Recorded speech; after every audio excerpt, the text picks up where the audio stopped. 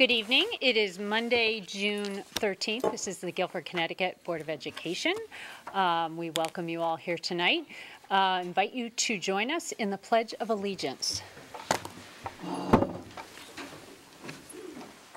I pledge allegiance to the flag of the United States of America and to the republic for which it stands, one nation, under God, indivisible, with liberty and justice for all.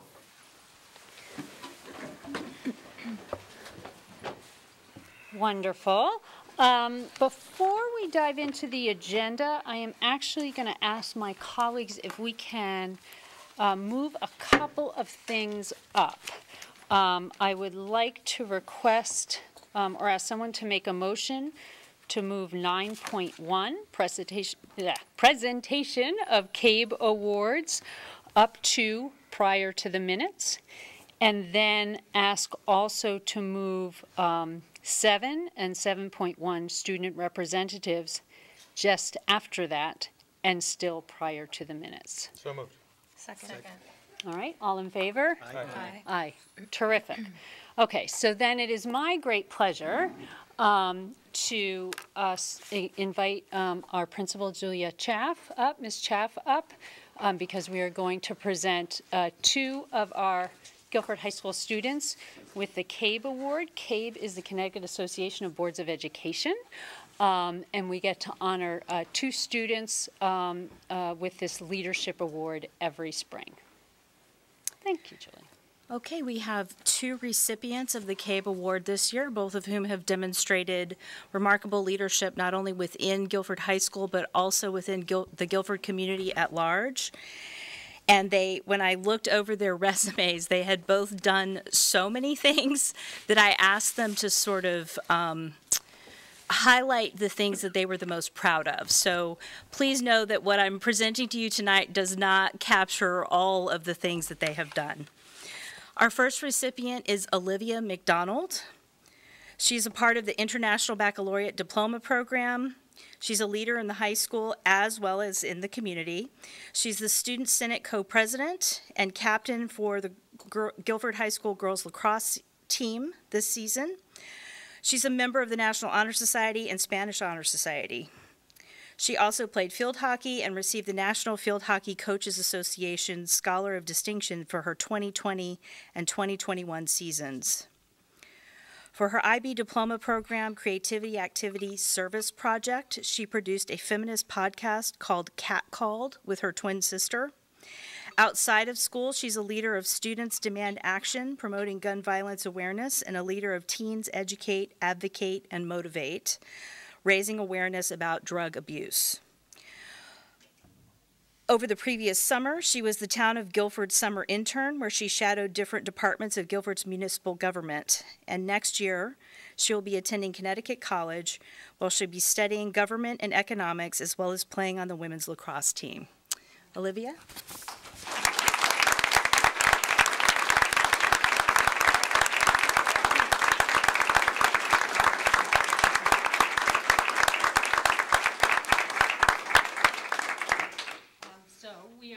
Giving you a certificate here. The Connecticut Association of Boards of Education awards a Student Leadership Award to Olivia Mcdonald, Guilford High School, for distinguished leadership in school activities and daily life. Awarded this day, this is the day of the certificate. I'm well aware this is not the date today, 12th day of April 2022. So we'd like to offer this and this gift to you. Thank you so much. Thank you. Congratulations. Congratulations.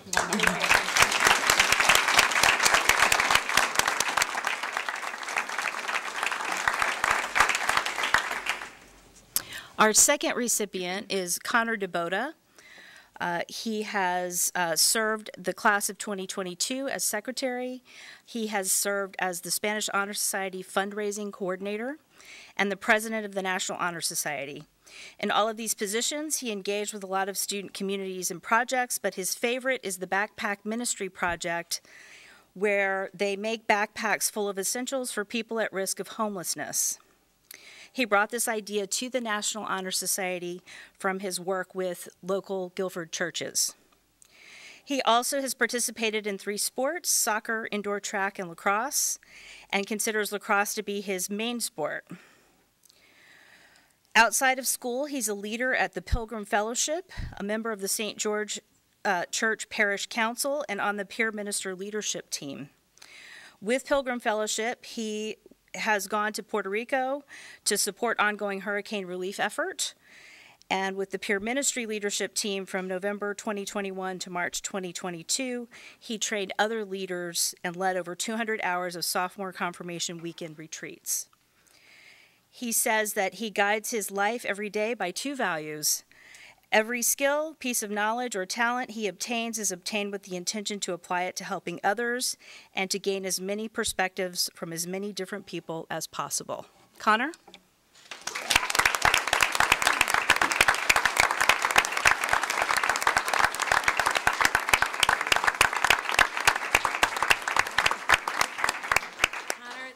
Association of Boards of Education awards this Student Leadership Award to you, Connor DeBoda, Guilford High School, for distinguished leadership in school activities and daily life. Awarded this 12th day of April 2022. Congratulations. Thank you so much.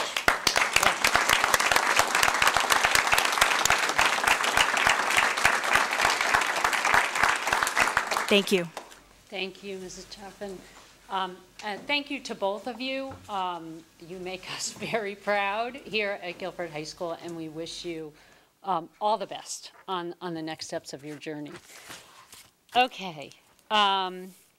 Next, given the amended agenda, I'm going to turn to our student representatives and ask them to give us a report on our schools. A couple of weeks ago, A.W. Cox did an all-school musical called Forward, A Celebration of Possibilities. This showcased the work that Mr. Shames had done with the school throughout the school year, and the theme was Together. The PTO brought a Japanese drumming group for an outdoor performance that was very successful called Taikoza. The students had a field day where classes moved through various different activities, and everybody had a lot of fun doing it. 4th graders enjoyed early Guilford days, and A.W. Cox wants to thank the Guilford community for making this possible. A.W. Cox is also looking forward to the 4th grade stepping up ceremony as the incoming 5th graders transition from elementary school to middle school. A.W. Cox encourages students to continue their learning throughout the entire summer, but also to have a very fun and enjoyable summer while spending time with family and traveling. At Adams Middle School, the Guilford High School Cultural Competence Committee, hosted a group of Adams students where they worked through a program called No Place for Hate. The students were trained by professionals from the Anti-Defamation League.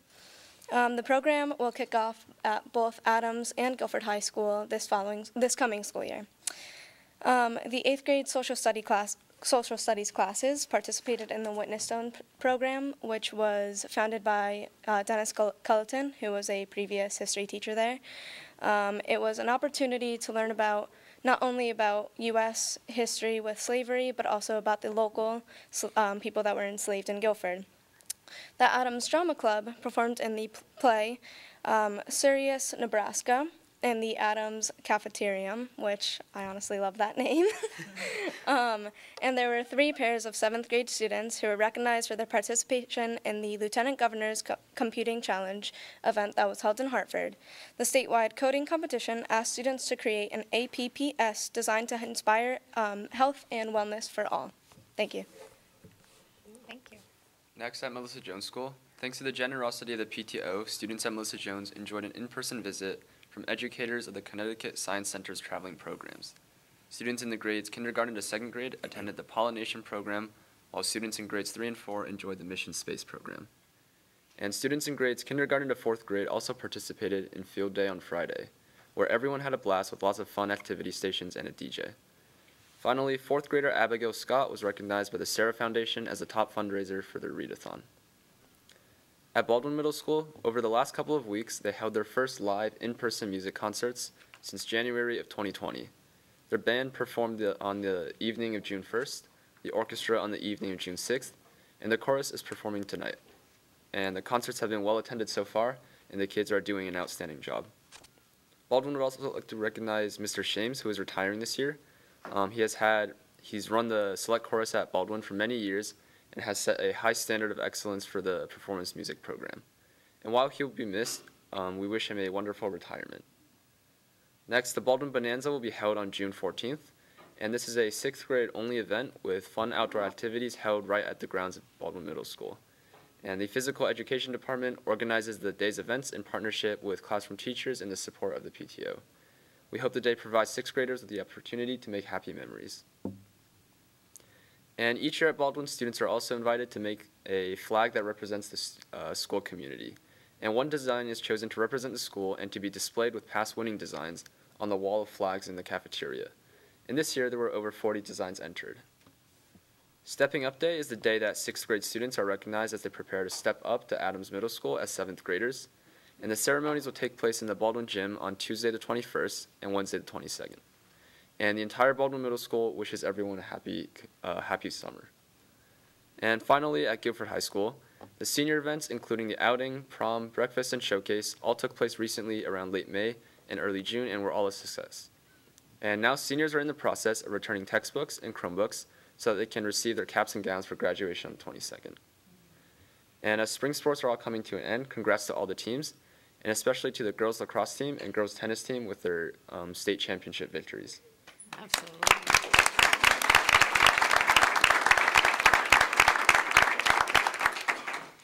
And finally, it is Pride Month, and students are all encouraged to wear bright colors tomorrow in support. Thank you. Fabulous. Thank you. Does anybody have any questions or comments for our board reps? Well, one of the things we get the opportunity to do tonight is recognize and thank our senior on the Board of Ed. Jerry has been our Board of Ed rep, and we just want to thank you for being part of this group, for coming every month and sharing insight into what's going on in the schools, to participating in conversations, and to really just being a leader in your school community. I was also told that we are expecting to be able to hear Jerry on June 22nd. Jerry is the salutatorian of the senior class.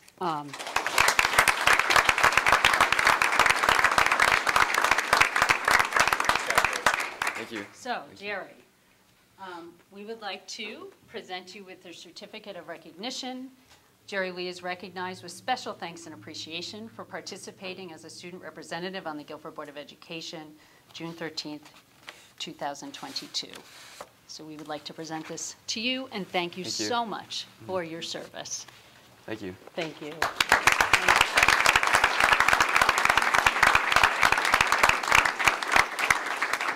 Ruby, we hope you have a wonderful summer. Thank and you. we look forward to having you back at the table. Yes, I also Next look year. forward to it. Yes. Wonderful. All right.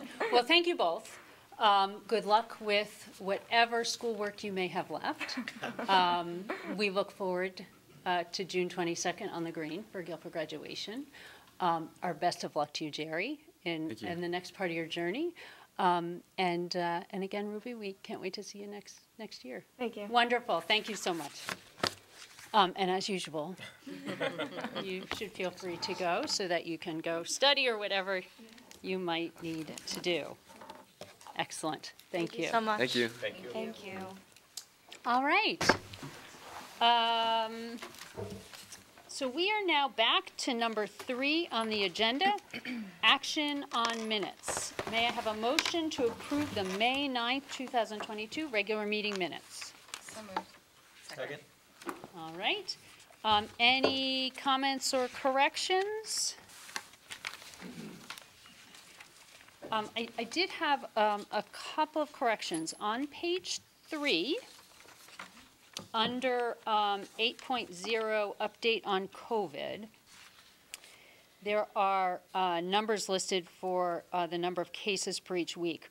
The week ending 5/7 should be 81 cases. It reads 8 at the moment, but it was the point of the report was that they had been increasing at that time. Also on that page, the last paragraph, in response to a question by I believe that was Mrs. Faulkner who asked that question. Is that correct, or am I wrong about that? I think it was me. Oh, never mind. Don't make any corrections. I am incorrect. It's okay. So sorry, my friend. And then on 8.1, the next page, this is a topic on the school calendar. On the second paragraph, 1, 2, 3, 4, 5, 6, 7 lines down, there's a sentence that says, for the upcoming year, the Learn calendar lists. And we need to cross out Columbus Day and keep Indigenous Peoples Day, and then note that Guilford Public Schools added Columbus Day. So the sentence would read, for the upcoming year, the Learn calendar lists Indigenous Peoples Day only, Guilford Public Schools added Columbus Day. I did not have any other. Anybody else? Except for trying to change people's names on the fly. My apologies. All right. So we had a motion and a second. All in favor of approving the minutes as amended, please say aye. Aye. Aye. Aye. Is that everybody? I abstain. Oh, and an abstention. Thank you. Mrs. Pike abstains. All right. Next, may I have a motion to approve the May 23rd workshop meeting minutes? So moved. Second? All right. Any corrections to these minutes? No? All right. All in favor? Aye? Aye. Aye. Everybody? Okay, that is everybody. Thank you. All right. We are up to number 4 on the agenda, public forum, 4 topics on the board agenda. I am going to ask right before we go into this to take a point of personal privilege, if I may, as the chair of the board.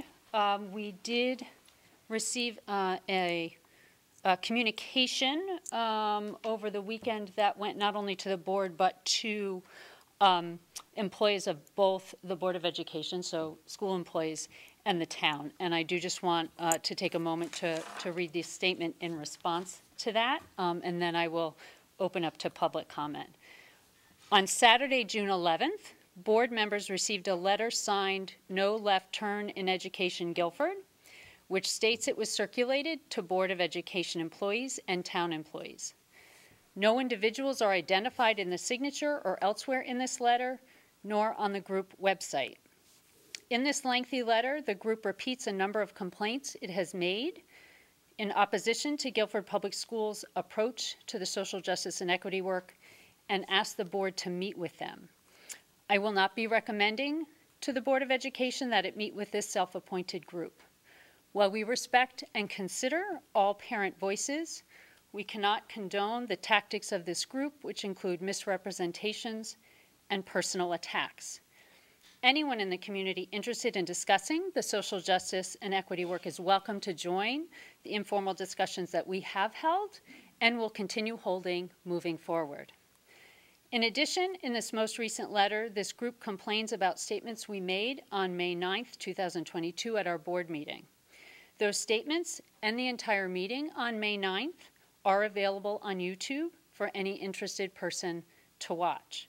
Those statements speak for themselves, and we remain committed to our work on diversity, equity, and inclusion.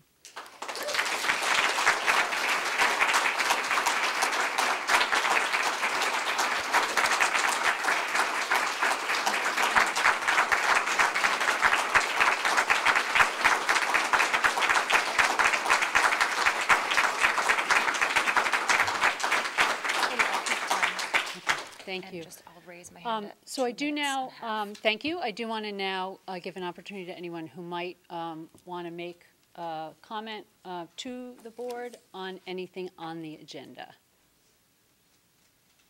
Let me see. Okay. Do you want me to say that out loud? Then I'll just raise my hand in 3 minutes. Folks, I'm going to keep time for the night, and as we approach 3 minutes, which is the limit per person, I'll just raise my hand so that you've got about a 15-second wrap-up time. Okay. Okay. Hi. Hi. It's me again. And again, sorry, I forgot to remind people, just please your name and address. Yep. Thanks I'm here too. for the minutes. Clarice Yasuhara. My pronouns are she, her, and I live in Norton Town. I am here to applaud the students' liaisons. They did a great job, and I am happy to see that they are encouraging their peers to embrace the diversity of the LGBTQ community, whether or not they are a part of it. In addition, in terms of the agenda items, I see that there is an evaluation of the superintendent, and just so a year from now it doesn't come up that it was never given an opportunity for the public to speak about it, I want to say that even when I have disagreed with Dr. Friedman, he has been courteous, he has been caring, he has been straightforward and very professional. He has embraced a lot of us that are not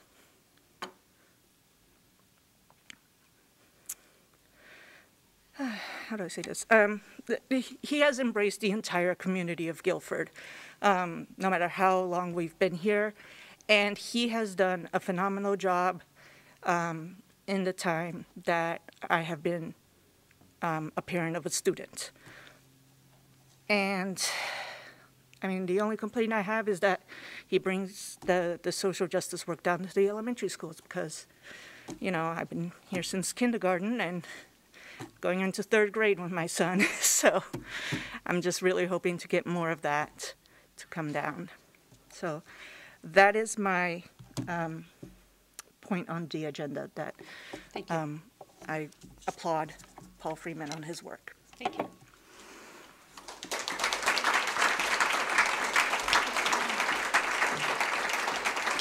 Is there anyone else who would like to address the board on a topic on the board agenda at this time? I will note that there is a public forum item that comes at the end of the meeting that can be on topics not on the agenda. Yes? Oh, I'm sorry, I'm nodding at 2 people. Yes, go ahead, sorry.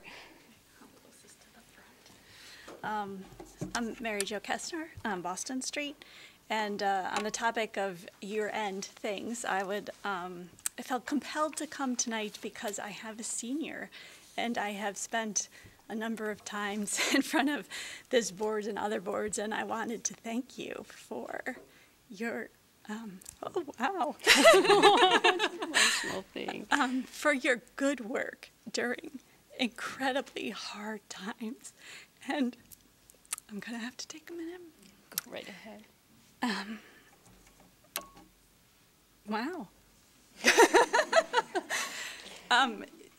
The thing is that I sent my kids to school during COVID, and when there were like shooting threats and when there was like some scuffle on the bus, and I've always felt safe sending them here. And it has everything to do with the respect that the board has earned, along with the teachers and the administrators and Dr. Freeman.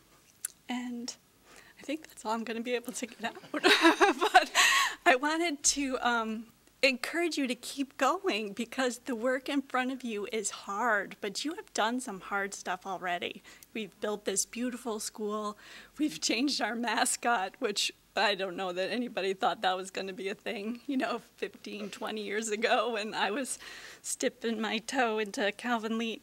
But the work ahead is still hard, and we're so proud of what you've accomplished, and we want you to keep going. So, thank you. Thank you. Thank you.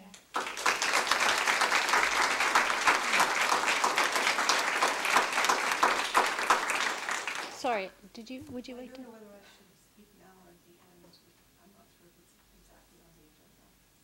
Would you like to, I'm sorry, this is difficult to do on camera. Would you like to give it a try? If it.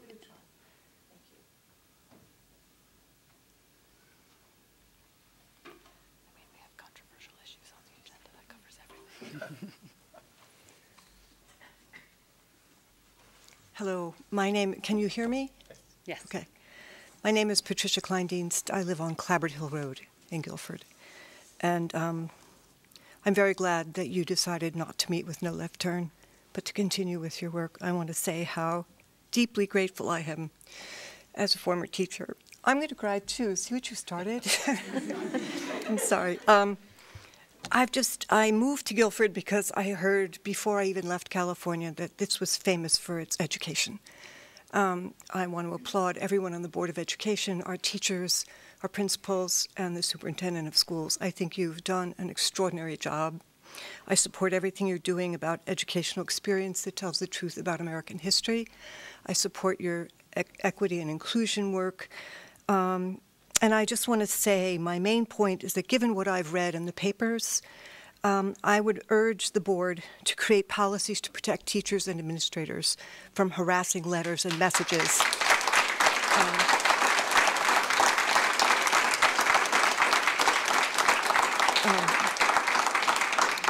I worked hard to help get you elected, and I will work hard to, in any way I can, to help keep this a safe community for you.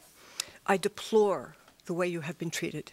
There is no excuse for the lies, the conspiracy theories, the disrespect, and the harassment. No excuse at all. So I wish you well, and you have a lot of support in the community, and we will not stop supporting you. Thank you. Thank you.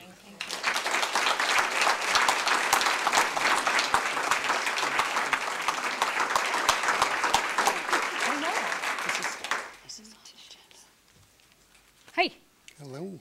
Good. David Malilla, 135 Mirror Lane.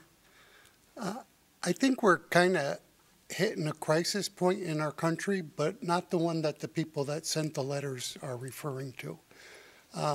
We have a few hundred years of operating that we have ways to resolve differences, and then after those things get resolved, people can still say what they think and stand up for their point of view, but they don't go to harassment or things of that nature.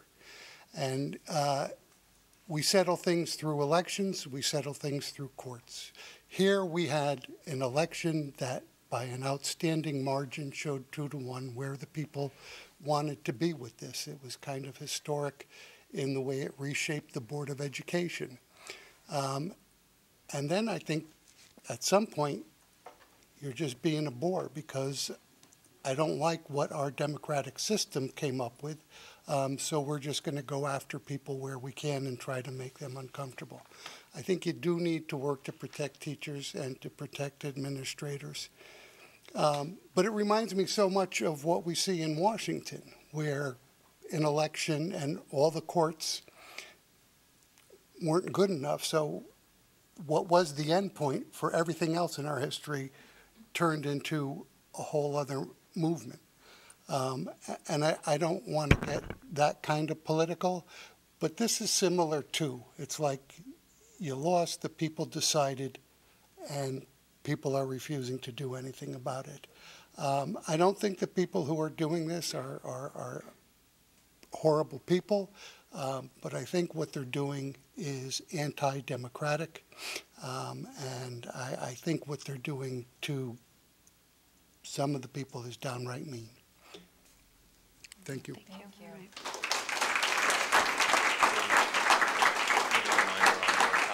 Yeah. I'm just going to, again, we do have another public comment at the end.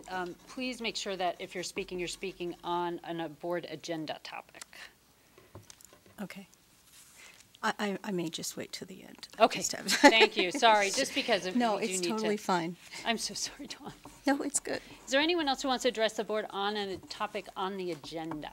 Consider the letter that you read as on the agenda. No. Sorry, no, any communication, but thank you. Yes, thankfully, I think we will be quick here tonight. I appreciate it. Yes. Yes.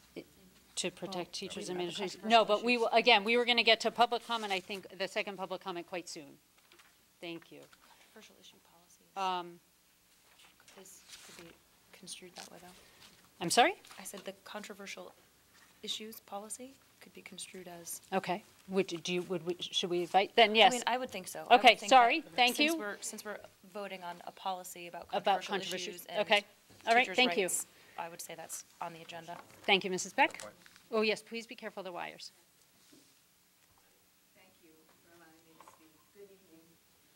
I'm Rosemary Baggish. I'm a resident of Guilford for over 40 years, raised my family here.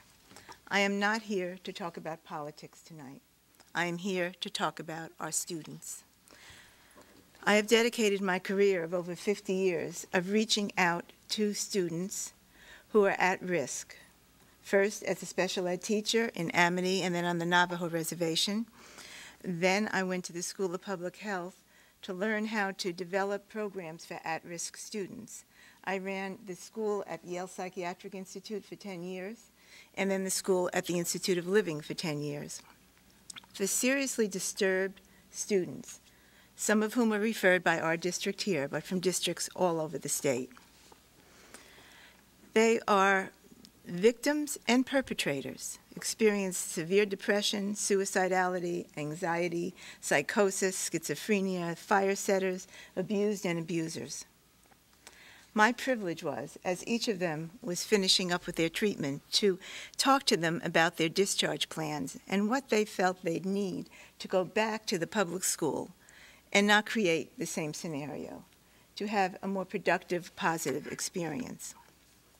And in listening to them, several themes came out in their comments.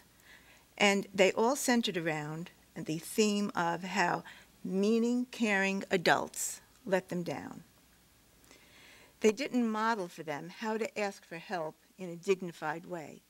They weren't available to them to pick up on their messages. Two signs of resiliency, which we've learned for young people and ourselves, is the ability to ask for help and having an adult to go to when in need. Parents and teachers need to be there for him. Through therapy, special education, and then parental support, they learn the value of going to an adult for help, parents or teachers, and then partnering to help them feel safe.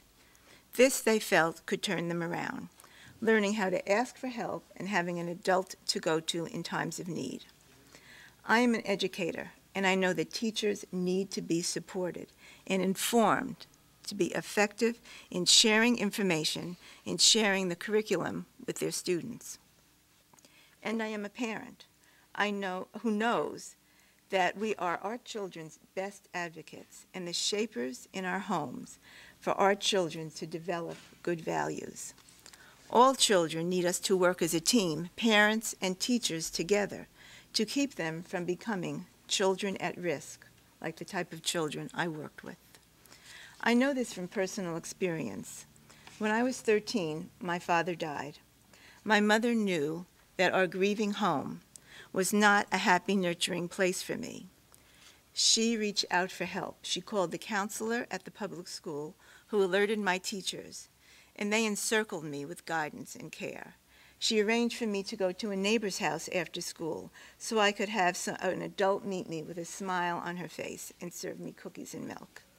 This support modeled for me how to ask for help and showed me that even sometimes if my own parent couldn't be there for me, a teacher or a neighbor could be, and I could trust in adults. Thank you. The polarization in our town. At time. Just one, I have one more. 1 minute, okay. The polarization in our town, and I'm not talking about politics, between teachers and parents is letting our kids down. It isolates rather than encouraging parents and teachers partnering. This puts our kids at risk. Parents who are attacking our professional teachers are letting their own kids down. This is the real tragedy. I ask that we as parents treat our educators with respect. If we cannot be responsible adults who are connecting with educators in our children's life, how can we as parents guide them and keep them safe? I'm going to have to ask Our you to... last sentence. Our homes exist in our community, a community I am proud to be part of, but one that is in peril due to this dangerous separation. And this breaks my heart. Thank you. Thank you.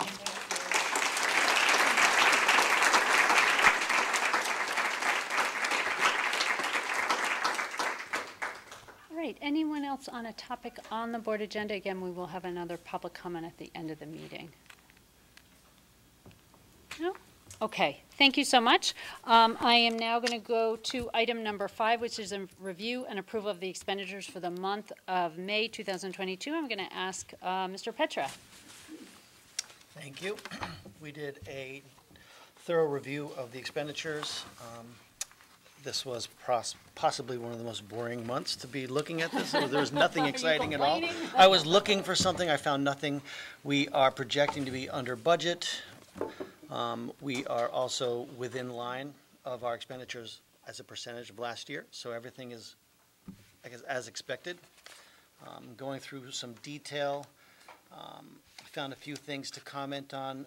One is that our legal fees are projecting to be $65,000 or more over budget. Those fees have to do with labor, special ed, and FOIA requests, quite a few FOIA requests. Another thing that I saw that was interesting was a Japanese class that we are providing to a student. Half of the tuition is being paid by the parents, and I thought that was really an excellent opportunity that we're providing, so that was good to see. After that, there wasn't a whole lot to talk about. So. Excellent. Yeah, so this is, we went in detail in the expenditures and the warrants in the Operations Committee that happened just before this. So, Mr. Petra, would you just, for the record, give us the expenditures and the percent for the month? Or I can do that. Do you have that right there? I do. Oh, sorry. I can do it right here. Yeah, no if problem. you have it in front of you. Yeah. Expenditures for the month of May were $4,447,141.60. Expenditures and encumbrances through the end of May were 84.58% of the budget, as Mr. Petra noted, compared to 86.11% last year at this time. So comparable, and 82.48% in 2019-20. So, Mr. Petra, is that a motion to approve the finances for May 2022? Is there a second? Second. Wonderful. All in favor? Aye. Aye. Terrific. Okay, that's everybody. All right. Number 6 is communications. We received a number of communications over the last month. We received a couple of emails concerning class sizes for rising second graders at Lee Elementary School. We will be certainly watching class sizes over the next couple of months, and by that I mean kindergarten enrollments as well as families that are moving in or moving out. Allows us to try to track that. We received an email follow-up to the informal community conversation on social justice and diversity that we held on May 14th. We received several emails in support of Dr. Freeman, the Board of Ed, our teachers, and Guilford Public Schools. We received an email following the tragic school shooting in Texas asking questions about school security, which we passed on to Dr. Freeman. We did receive a couple of emails regarding a presentation at Guilford High School by a Holocaust survivor, and those questions have been addressed. And as I mentioned earlier, we did receive a few emails, including from No Left Turn, pushing back on the social justice and equity work we're doing. But as I noted, we are certainly committed to moving that work forward. Any other communications that any colleagues wanted to mention that I missed? Okay. We have done student representatives. I did want to just take one moment to mention the high school right now, and I believe they are still ongoing, is in the middle of the capstone presentations. So a number of our students are involved in capstone presentations. I'm sitting here, I will not read the whole thing, although it's really tempting to do so. Just some amazing projects that students are involved in, a lot of students presenting. Everything from healthcare reform and why it hasn't happened, the heart of a small business, the history of American football, sports filmmaking, LGBTQ sex education, how stress and sleep affect students, Irish step dance, parallels between psychological remedies and Orthodox theology. Really terrific, diverse, amazing stuff happening in our high school and with our students. So please, if anyone gets a chance, find out what you can about some of these projects. All right, we are up to the superintendent's report. I do want to note that Dr. Freeman couldn't be with us tonight. He has the great privilege of being at his son's senior awards ceremony tonight. So we certainly congratulate his son and Dr. Freeman and his family as well. But Dr. Crystal is pinch hitting for Dr. Freeman tonight. Thank you. Very brief update. Okay. 2 end-of-year ceremonies happening. The Adams promotion ceremony will be held on the 21st at 1 o'clock at the GHS turf field. And our regular graduation, our big graduation, is happening in all traditional form on the green again on the 22nd at 6 p.m. Those are the 2 major items. And then I want to just give you an update on the summer program that we're really, really proud of, the Summer Learning Pathways. Right now we have about 163 students registered. Registration is still open. And we have 17 teachers working in the program. And this year, for the first time, we have 8 high school helpers who will be joining us to get some community service hours as part of the process. We have 4 new pathways running that we're really excited about. We have a Design a Robot pathway for kindergarten and first grade. Yes, kindergarten and first grade will be doing some STEM work with robots. We have a mini golf pathway for 2nd and 3rd graders. And our TED program, which was held for the high school, is moving to the middle school. So 6-8 students will have that opportunity in addition to the high school students. And the last newest one is a forensic entomology pathway for high school students. And one of our science teachers will be teaching that, and we're really excited about that as well. That's terrific. And Dr. Crystal often comes back to us in the fall, having, Yes. And then we're going to get to see some of what happened, hear some of what happened, and I believe last year we got to hear 2 of the TED Talks. Yes, we did. Excellent. And hopefully again this year. Wonderful. Yeah. Does anybody have questions for Dr. Dr. Crystal, what about 4th and 5th? Did you Oh, say they that just in don't the- have a new one this year. Gotcha, okay. They're still staying, but the other ones are still running. And I should mention that we had a treehouse pathway, build a treehouse, that was really successful, and we've actually moved it into our regular curriculum. So the kids in I believe it's 3rd or 4th grade are now doing a treehouse as part of their math curriculum. So hopefully that will happen with some of these as well. And these are happening at various schools on our The campus? summer program is happening starting July 5th, and it runs for the full month of July, Monday to Thursday, 9 Right. to 12. And is it then all here? It's or- all here. It's all here, that's Yes, right. Okay. it's all here. Yep. All right. Does someone else have a question? When does registration end? It's still open. It's been open, so we've had people coming in and out, but 163 is much higher than we had last year. We were at about 125, I Right. believe, last And summer. there's no cost to families. There's correct? no cost Yeah. for the morning part. There is an optional extension through Park and Rec, and that does have a fee. Wonderful. The parents are responsible for getting the kids to and Yes. from? Okay. Yes. I have a question about graduation. Sure. Are you still doing the car parade? Oh, Down that's a to the good green? question. I don't know. I'd have to ask Dr. Freeman to find out. All right. Sorry. Oh, we might have another expert here. There we go. Oh, here she comes. Mrs. Chow? Yeah. We are unable to do the car parade this year. However, I want to point out that when we went back on the green last year, there was not nearly the participation. There was huge gaps sort of on the car route to the green.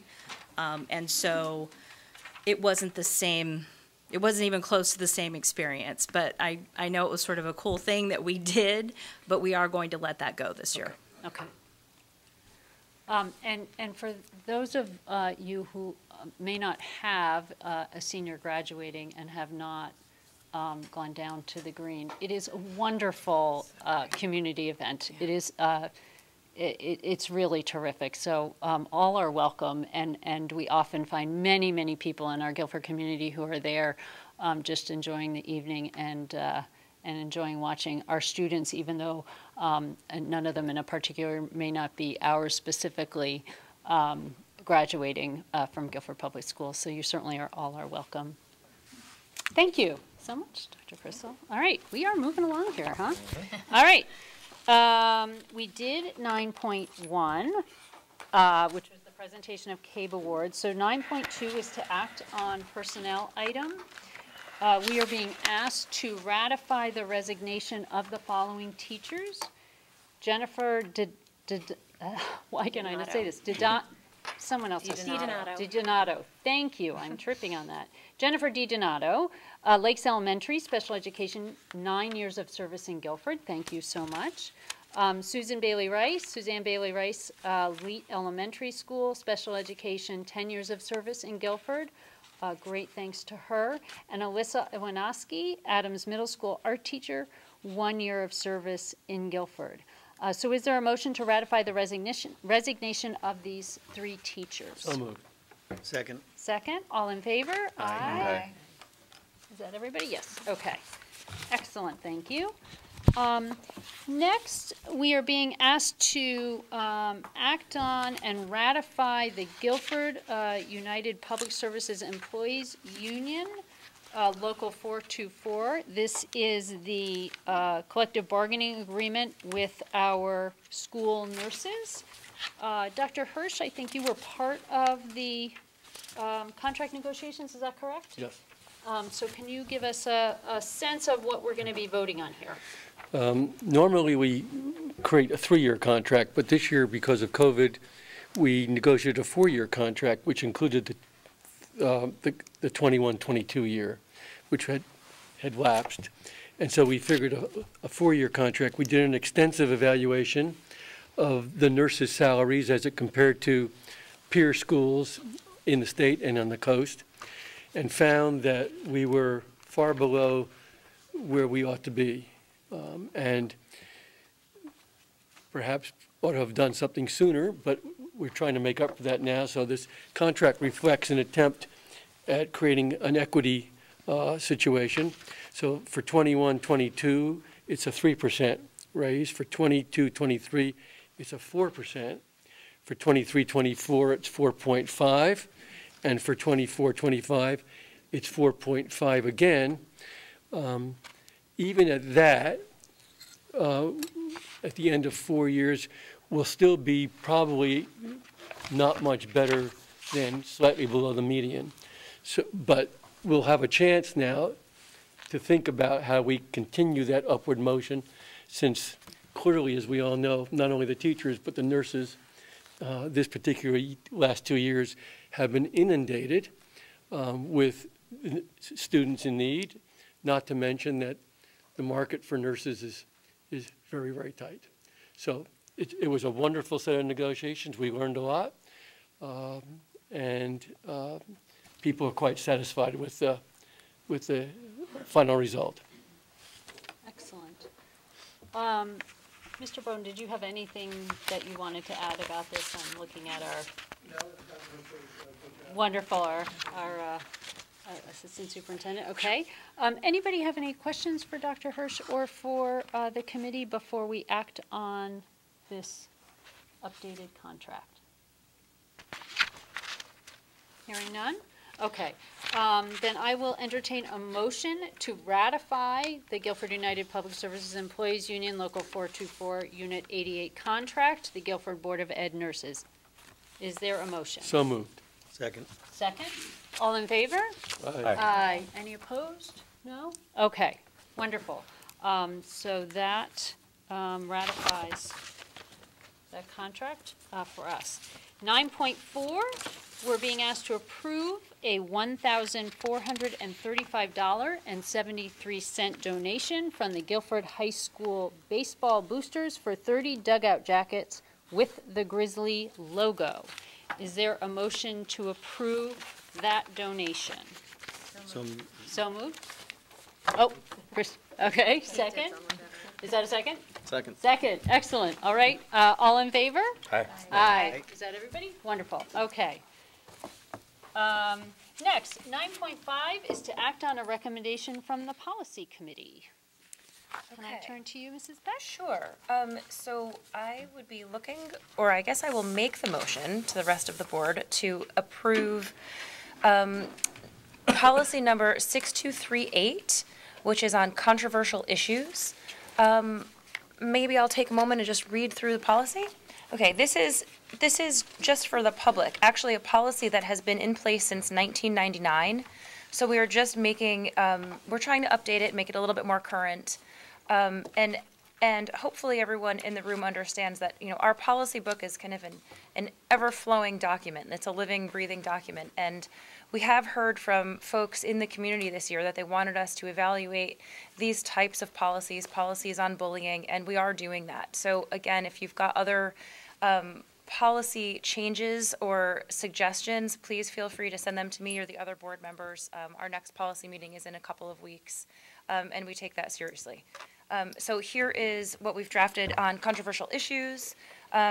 We also have been discussing this particular change for the last several meetings of the policy committee, and we had staff members and administrators join us to discuss what they would like to see in a controversial issues policy.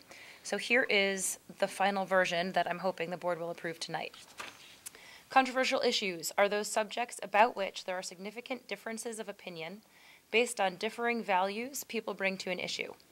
As a basic educational competency, students should develop abilities to deal with controversial issues.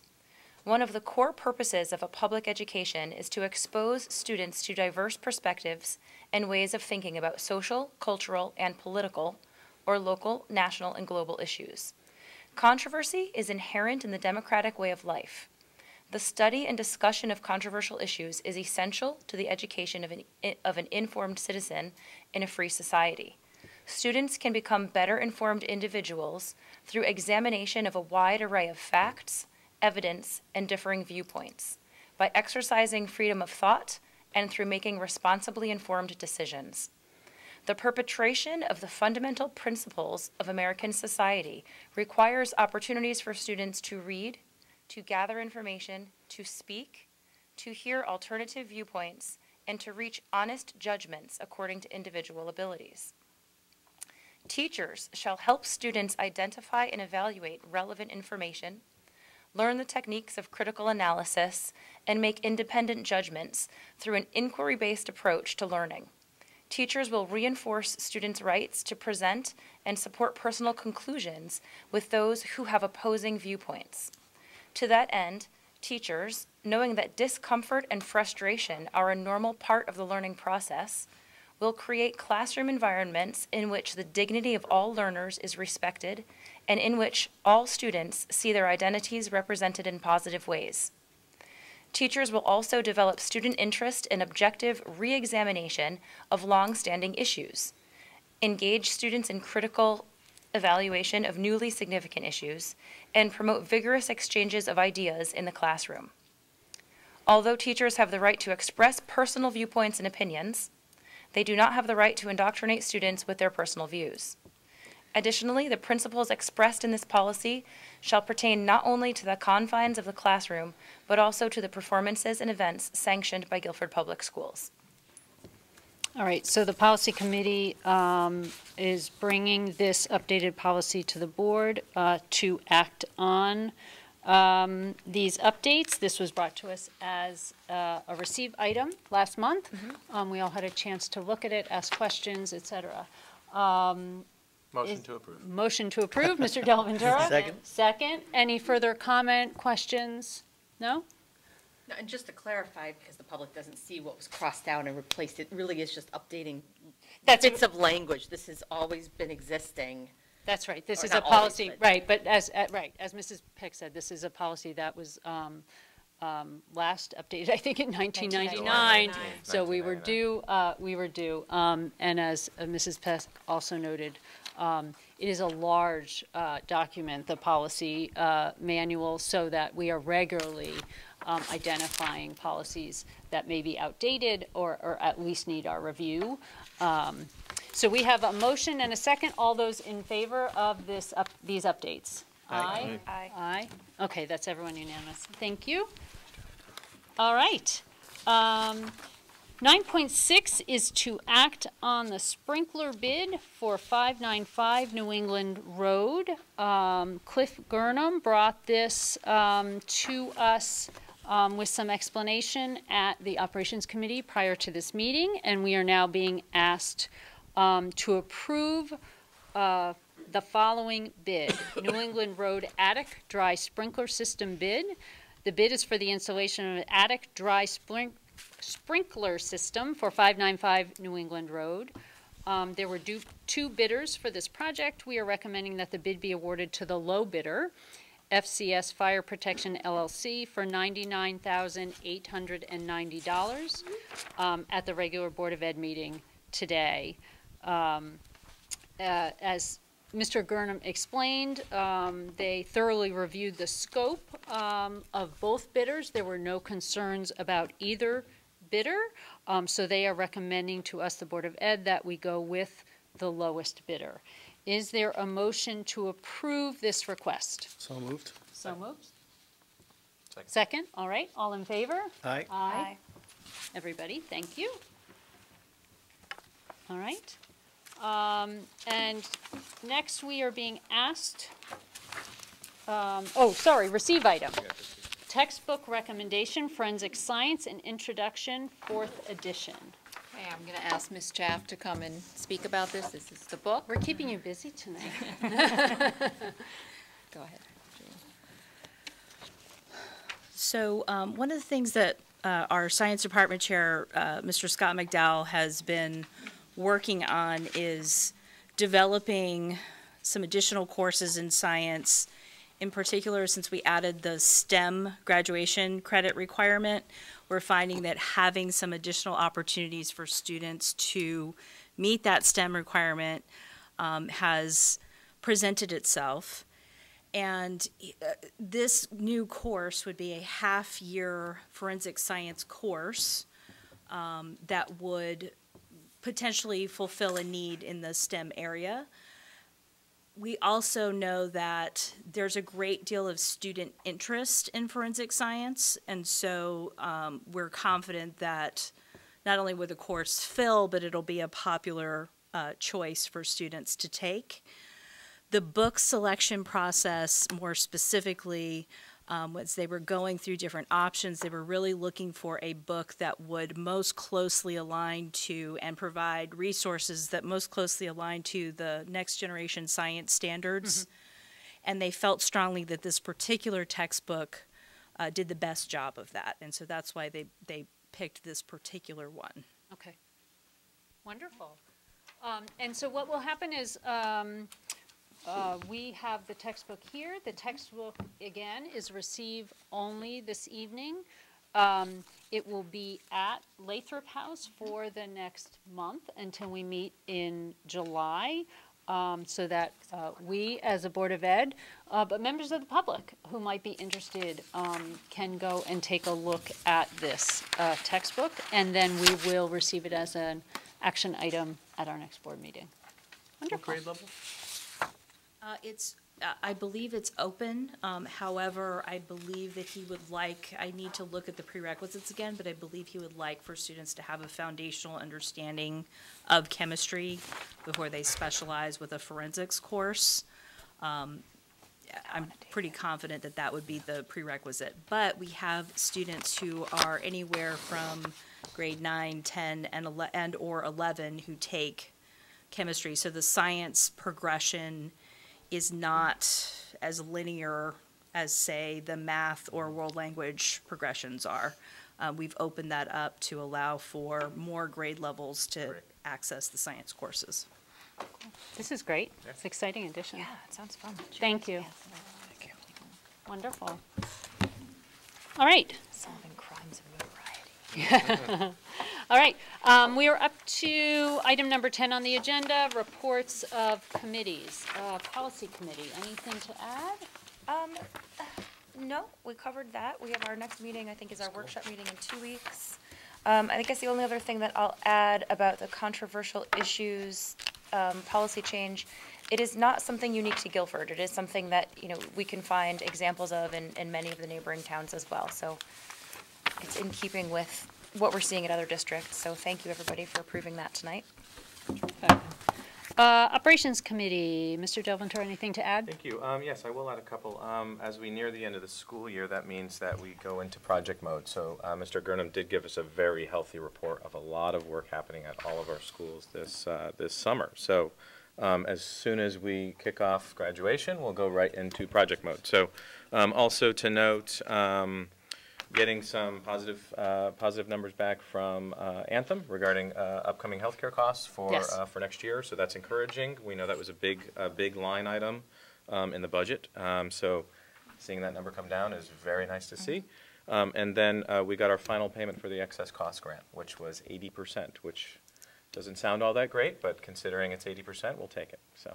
That is right. I think we noted in the Operations Committee that last year it was near 80%, but traditionally prior to that it had been low 70s. Yeah. So that is terrific. That's very good news. Curriculum, Instruction, and Assessment Committee. Dr. Hurst, anything to report from that committee? No. All right. Any liaisons to town committees that have anything to report out? Land acquisition is quiet. No? Okay. All right. Liaison to Learn Board of Directors. I think we need to try to find a new liaison. Is that correct? Exactly. Okay. So we're going to be working to find a new liaison for that. All right. So we have gotten through most of the board agenda. The one thing that we will have after the public comment is an executive session. But I do want to now invite anyone in the public who wants to come up and address the board. This is an opportunity to do so. It does not have to be on items on the agenda, and we ask that you keep it to 4 minutes, and we are going to and we are going to time keep. All right, so I will time keep, and I'll raise my hand when you've got about 15 seconds left. Thank you. I am Dawn Carafino. I live at 34 Driftwood Lane here in Guilford. I have a 4th grader about ready to enter Baldwin and a 6th grader about to enter Adams.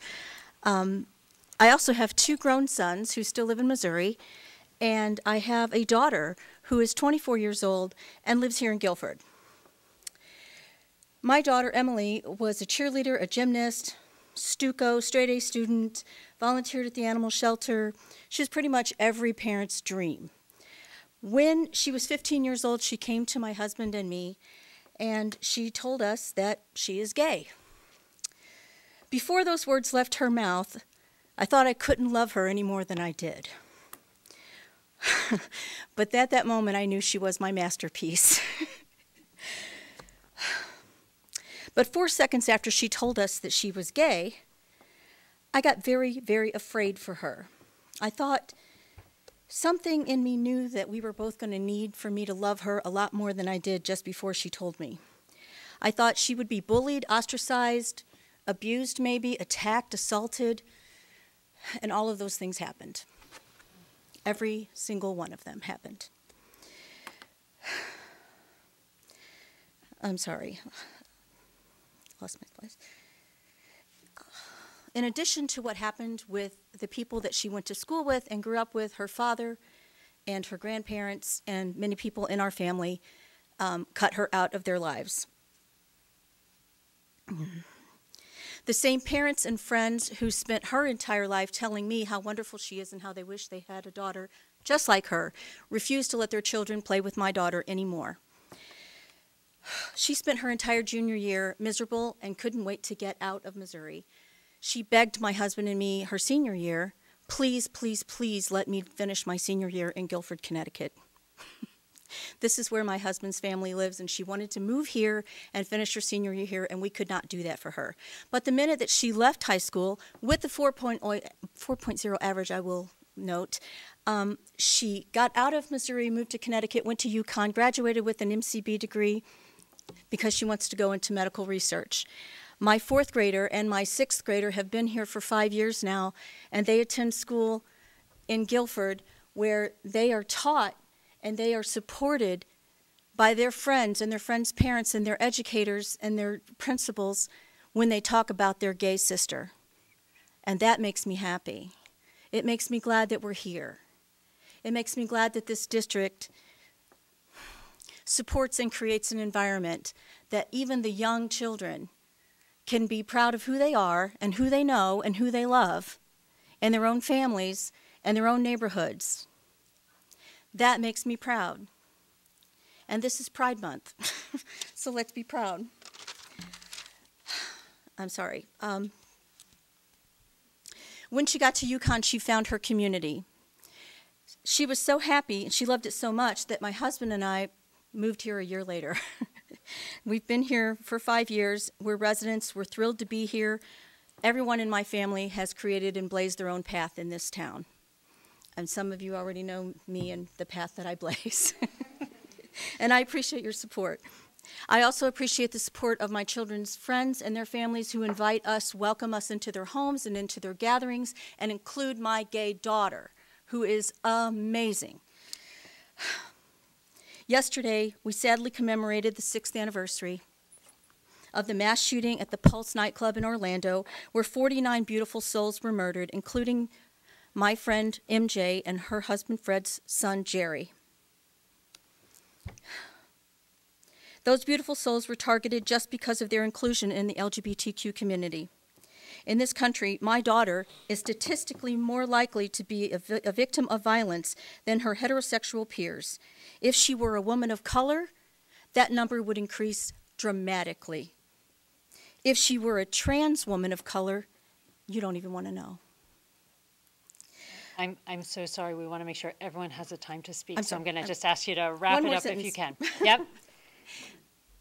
I support the teachers and the administrators of this district and their efforts to make this an inclusionary district and school for my kids, my daughter who's not in school here, and your kids. Thank you. I'm sorry. Thank you. No, don't apologize.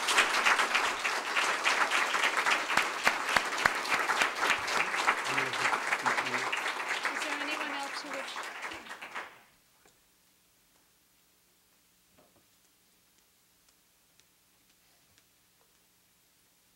Hi. I'm Elena Kajenko. I live on Jermara Road.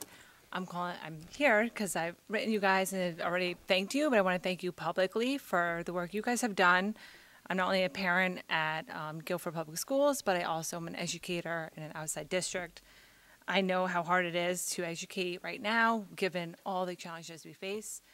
And I wanted to ask, with the extra challenges I think you guys are facing in Guilford, what are you guys doing or able to do to protect the teachers and the staff of Guilford to help them continue to educate the way they've been asked to educate through the district and the state, given that they've been threatened and given literature and things to try to prevent their work? I can simply answer that question right now by saying that that is certainly a primary concern for those of us on the board and for the administration, so that we are continuing to find ways to support our teachers. Okay. Absolutely. All right, Thank well, you. thank And our you. administrators. Thank you. Have a good summer. Thank you. Thank you.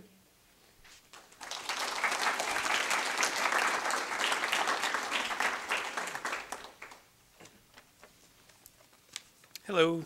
Hi. My name is Bill Carbone. I live on Long Hill Road in North Guilford.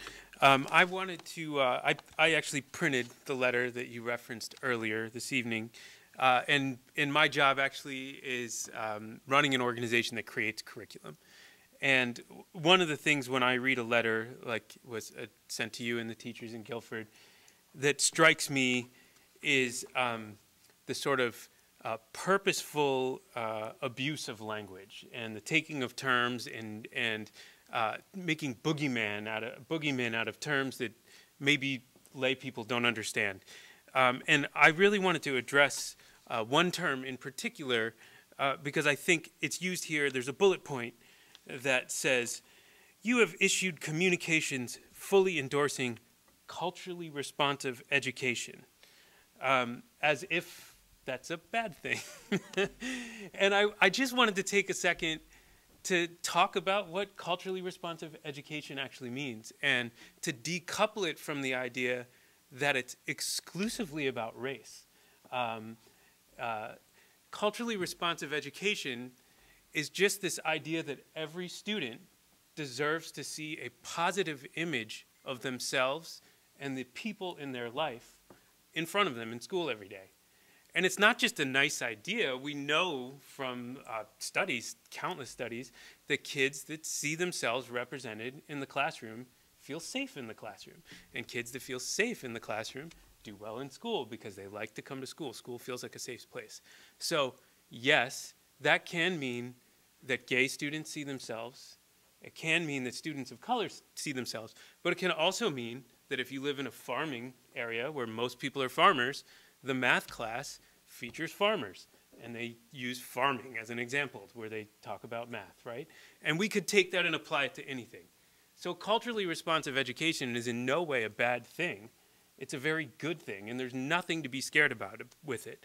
Not that there is with any of the other accusations either, by the way, but I thought it would be nice to take a second and actually think about some of these terms and what they mean, because they're thrown around almost with the assumption that most people don't really fully know what they mean, and that by using them in a pejorative sense, some people will be scared by them. So I encourage everyone to embrace culturally responsive education, and I certainly am so heartened to be here tonight and see how resolute you guys are, and to see all the support for everything that's happening here, and I'm happy to be here. Thanks. Thank you. Thank you.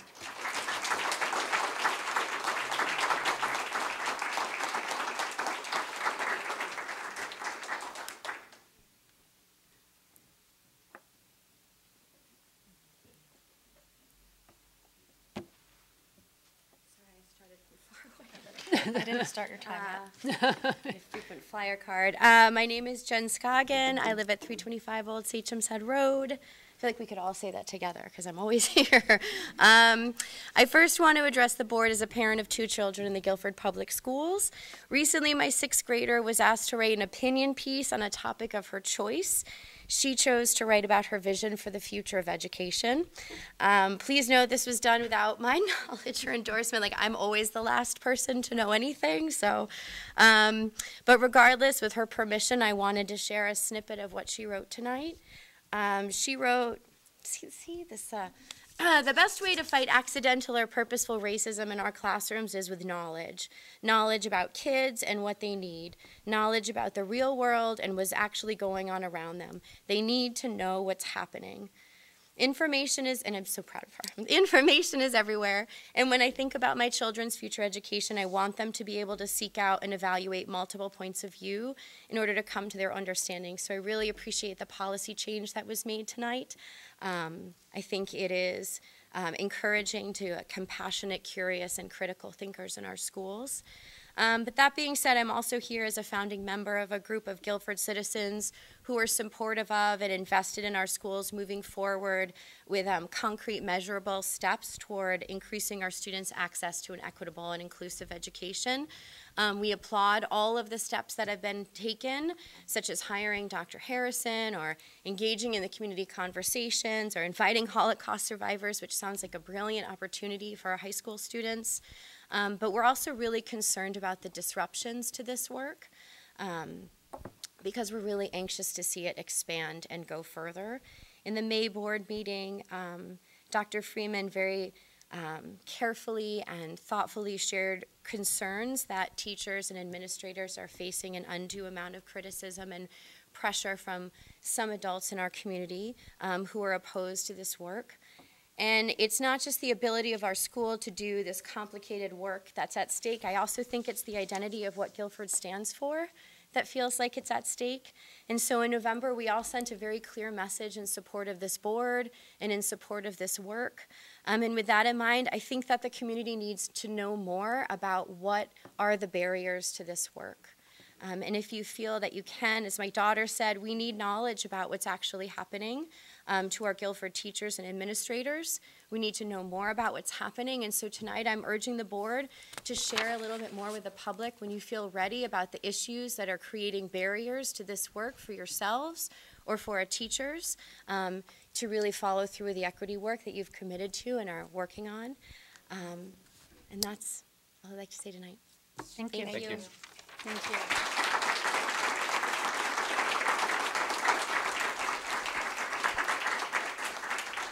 Is there anyone else who wanted to address the board before we adjourn? Oh, go ahead.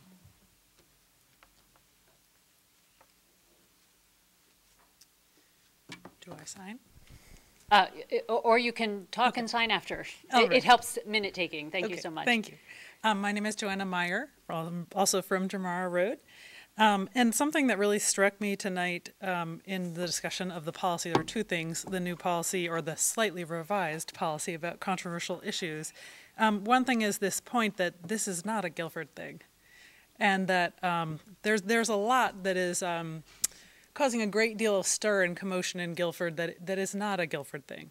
So, for example, there's this position on culturally responsive education from the Connecticut State Board of Education that says, our joint statement emphasized our mutual commitment to providing all students with school environments where they do not feel threatened regardless of their race, gender identity or expression, religion, nationality, status of citizenship, or sexual orientation.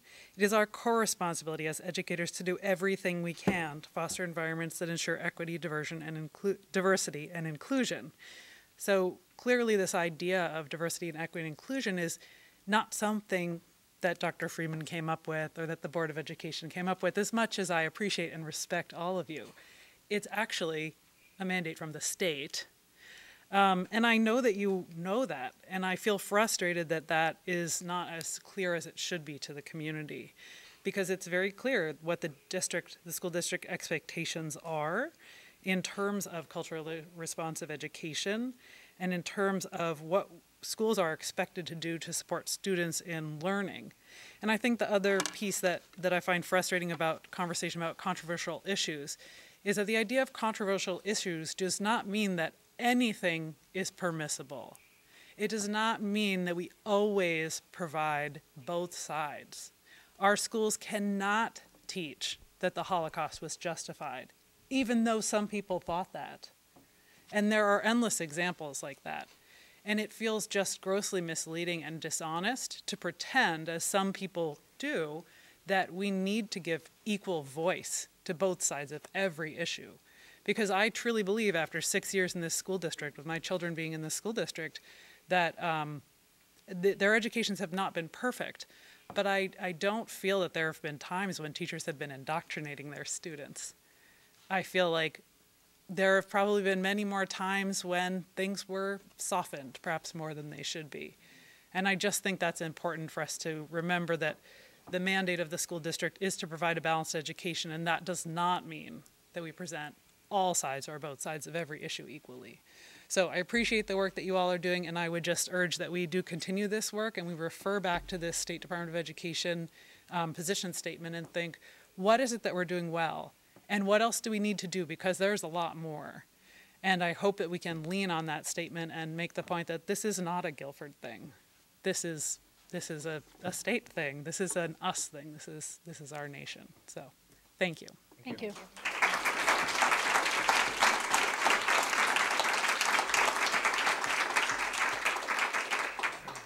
Is there anyone else who would like to address the board? Yes, come on up.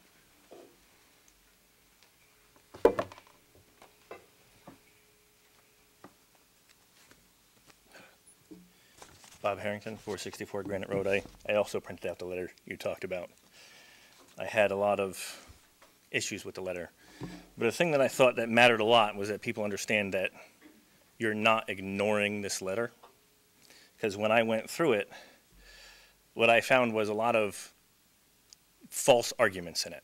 They called you out for, well, it's called Dr. Freeman specifically out for ad hominem attacks, which is name calling. And he was calling out behavior. That was not an ad hominem attack. They claimed that you're not having conversations with everybody, but I know that people in that group were in the conversations that you've had that were the separate ones. So that's not a thing that's happening.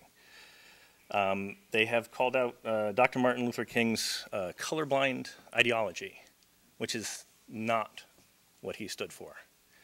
He also stood for a guaranteed livable wage, or I forget exactly what it's called, which is not a thing that is currently happening, and I don't think is a thing that they would support. They made an argument about ultra vires, which is a Latin term that, as far as I can tell, was completely unsupported, claiming that you did something that was illegal without citing what it was or how it was illegal or where that came to. They were talking about compromise, making a middle ground fallacy where they're assuming that if you just meet in the middle, like teaching all sides of an argument, then that's what's right. And as the previous speaker pointed out, that's not the case. Just because you have two sides doesn't mean the middle compromise is what's correct. They used the word theory in a derogatory term to describe, it wasn't critical race theory, but it was the theory of equity and all that. And it kind of shows a lack of understanding of what a theory is. I'm an engineer, I love science. A theory is what science strives for. Nothing is better than a theory. A lot of people assume that scientific laws are the next step for a theory, and it's not the case. So there's a bit of a failure there. As an aside, they called out their bibliography, which didn't have a single book in it. It's just a list of things that happened or things that they were talking about. I don't think you need to compromise with or address the accusations from a document that would likely fail Guilford Junior High School English, science, debate, and logic if it were a class. And I think it's important to point that out, that you're doing the right thing. If there was a cogent argument, I believe you would address it. But I haven't seen one. And I want to support you in the lack of a response, I guess. Because the argument isn't there, the response doesn't need to be. Thank you for everything you've been doing with all of the equity work, and I'm hoping to see it continue. Thank you. Thank you. Thank you.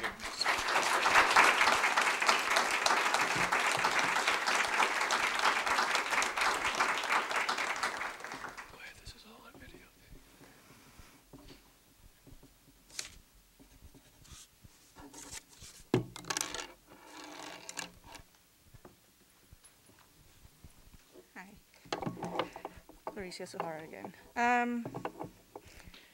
I just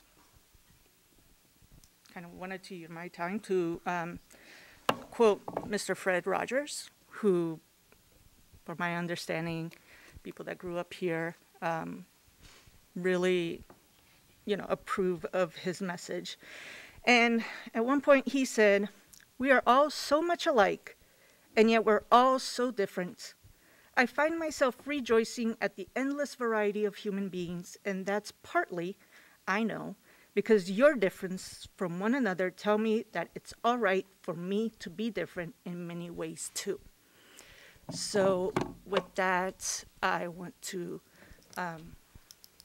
celebrate Pride and thank everybody that is making the effort to create a safe space for the people that need it. Pride is all over, and it's like I said last time, it's not going anywhere.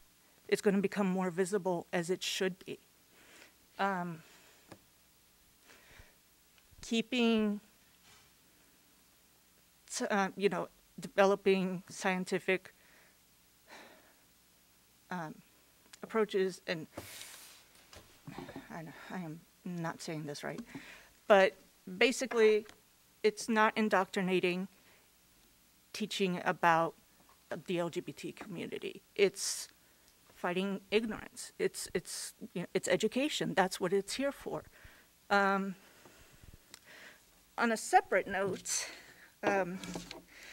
you had mentioned, Dr. Bella Tracy, about how you got some communication after the shooting in Texas.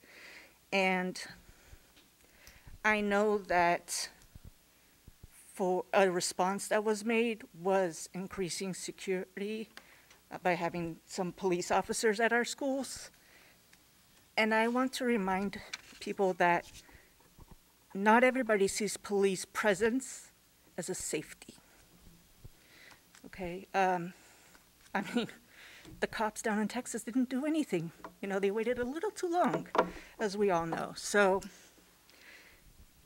not to say that that is the case here. I believe our department does very well.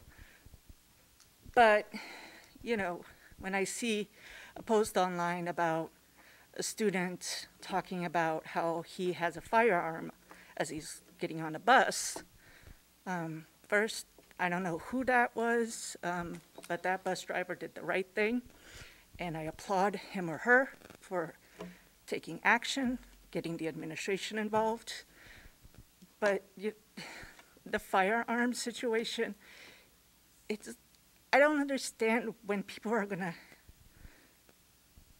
stop finding humor in life-threatening occurrences.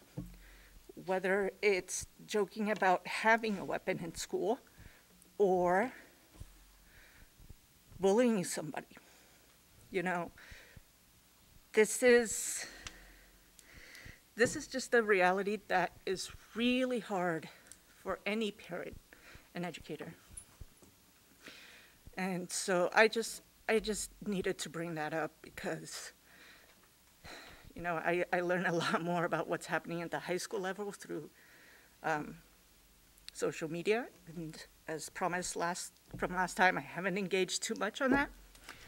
But I just wanted to bring that up. Thank you. Thank you. Thank you.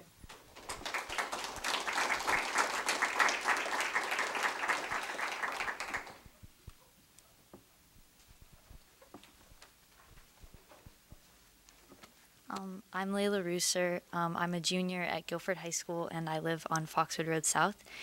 I just wanted to say a few things about how I feel the school administration and how the board has handled like diversity at my school. I have never felt indoctrinated in any way. I always feel like I'm free to have my own opinion, and I always feel like I'm free to express that. And I think teachers are very good at creating an environment where you can say what you want to say, but also hate will not be tolerated.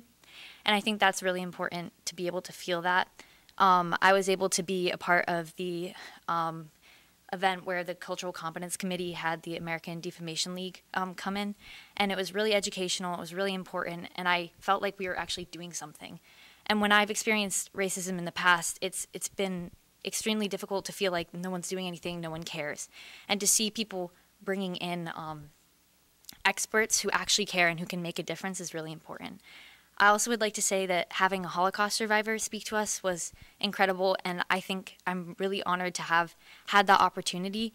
And I think regardless of whether or not you agree with everything he said, the perspective of a Holocaust survivor is unique, and it's not always going to be here. And I think for me, having had the ability to interact with and to see someone who went through that was incredible and would always be worth it. So I just want to say thank you guys for all that you're doing, and keep up the good work. Thank you. Thank you.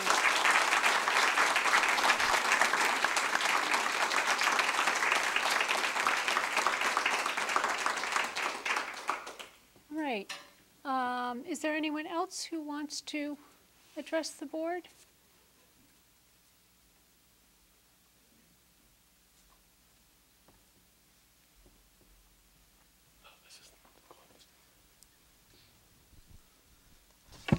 Hello, I'm Matthew Guarneri. I'm an educator in Guilford Public Schools, and I'm also president of the Italian American Defense League. I'm a member of the Italian One Voice Coalition, and I'm a member of the Italian American Alliance. I wanted to ensure that all members of the public and the board were able to conduct their business and to speak on very important issues tonight. I'm talking about something totally separate, so I wanted to make sure everyone else had a chance to speak. I'm speaking about the school calendar and policy 6110. The board and the Italian American groups agree that on school calendars and in accordance with the policy that federal holidays and legal and local holidays should be recognized, and that's in accordance with the school policy. So at the last meeting, Dr. Freeman said that we shouldn't separate Columbus Day and Indigenous Peoples Day. It's been a long-standing position by the Italian American groups that we should recognize Indigenous people. The one difference is that we believe it should be celebrated on the Friday after Thanksgiving, which is also in agreement with the Native American Guardian Association. So why separate Columbus Day and Indigenous Peoples Day? Well, we have some members of the community that weren't here and during past meetings, I spoke about the social justice story of Italian Americans. And just briefly, in 1891 in New Orleans, 11 Italians were lynched for crimes they didn't commit. They were directed to be attacked by the mayor of New Orleans. A few years ago, the New Orleans mayor actually apologized for that event. The following year, Benjamin Harrison made the first proclamation for Columbus Day. And ever since then, Italian Americans championed the holiday. So then in 1937, it was declared a national holiday. And then in 1971, it was celebrated as a federal holiday. So in 2021, in a similar fashion to Benjamin Harrison, President Joseph Biden, he declared Indigenous Peoples Day on Columbus Day. And like I said, we believe that it is important to recognize Native American heritage and to teach that history in school as part of American history. So why then should it be separated? Because on 4 earlier occasions, there was precedent already set by Congress and the sitting president. So in 1986, the Native American Week was declared and signed into law. In 1990, Native American Month, also in November, was recognized and signed into law. 2008, Native American Heritage Day was passed by Congress and signed into law. And then in 2009, once again, Native American Day, the Friday after Thanksgiving, was signed and passed into law, but on that occasion, it became reoccurring. So every year, the Friday after Thanksgiving is Native American Heritage Day. So the precedent was set for the Friday after Thanksgiving. And frankly, Native Americans deserve their own day. The one change is the language. Now we use the term Indigenous people to be more inclusive. Because of the interaction of Columbus in the New World, we have people of mixed races, so that's a more accurate term to use. I'm going to have to ask you, you've reached your 4 minutes. That's right. So being apolitical, not partisan, I ask the board and the members of the public to support having the 2 days separated. And I'm a Columbus and Italian American history junkie. I've read Bartolome de las Casas, primary sources. I've read I'm going to ask you to wrap it up, please. Thank you. Yes. You're at time. So, Thank you. We haven't gotten into the specifics of Columbus himself, but, if you want to know more about that, I plan on being here for the next 20 years, so there'll be more time to get into some of those specifics. So, but I thank you for listening. Thank you. Anybody else?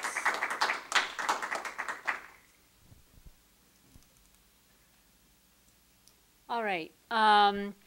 So I do just, I heard a couple things tonight, and I just want to take the opportunity for a couple final statements. One is we definitely heard some support for teachers tonight and some questions about how we can do more to support teachers.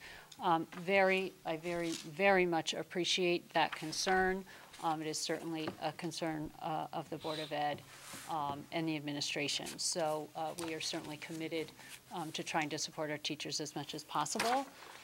I also want to note the amazing and fabulous partnership we have with the Guilford Police Department, who really does an incredible job in our community and certainly does an incredible job supporting our schools when we need them and working very closely with us when we are considering safety and security issues in Guilford Public Schools. So I do want to call out the amazing partnership and the amazing men and women who serve Guilford in our police department.